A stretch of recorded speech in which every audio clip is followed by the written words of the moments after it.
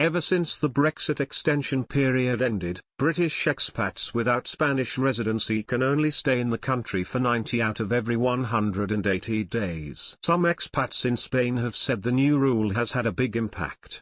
On the British Expats Forum, user Dave Lovesdy said, a fair number of those living in EU countries weren't complying with the few free movement rules by registering in their host country. And they expected that they could continue living under the radar and avoiding those rules post-Brexit. Brexit brought new rules.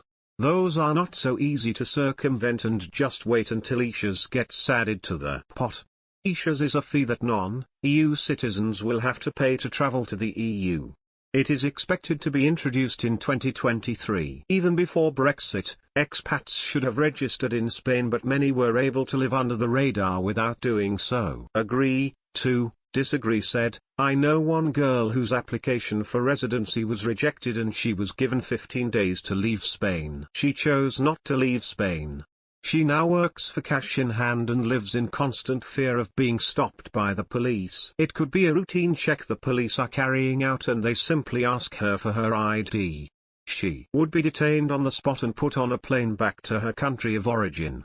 She avoids busy areas which attract police on patrol. Not much of a life.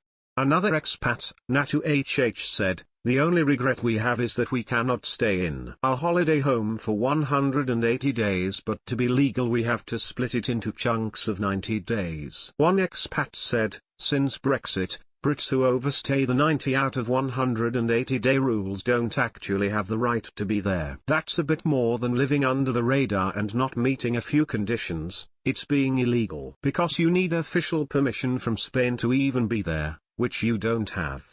They added, I think Brits are starting to take on board that rules do apply to them too. While the rule has caused issues for some British expats, others said they didn't think it was a big deal.